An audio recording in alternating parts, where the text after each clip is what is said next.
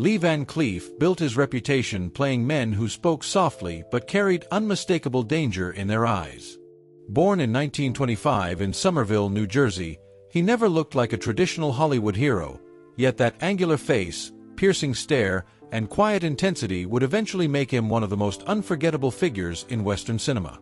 After serving in the U.S. Navy during World War II, he drifted into acting, landing small roles in films where he often appeared as the silent gunman lurking in the background.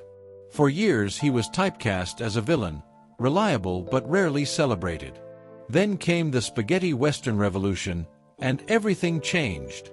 With films like For a Few Dollars More and The Good, The Bad and the Ugly, Lee Van Cleef became the embodiment of the morally complex gunslinger, cold, calculating, and far more layered than the traditional heroes audiences were used to.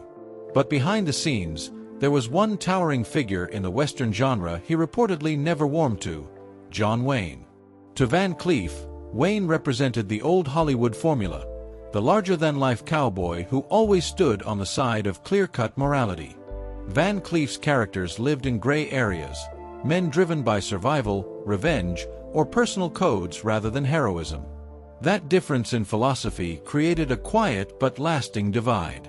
Wayne's commanding presence and dominance in the genre often overshadowed actors like Van Cleef, who had spent years fighting for recognition. Their acting styles couldn't have been more different either.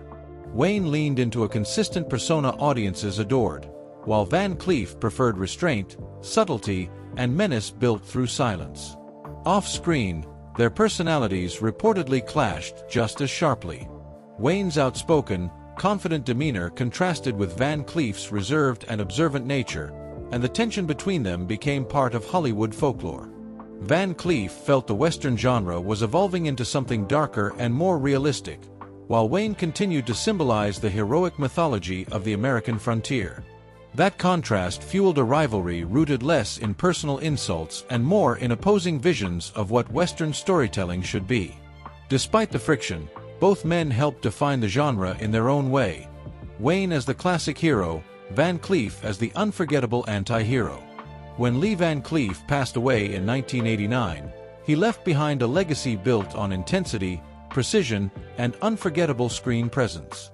He may have played the villain more often than not, but he did so with such authority that audiences couldn't look away, proving that sometimes the most compelling legends aren't the heroes, they're the men standing quietly in the shadows.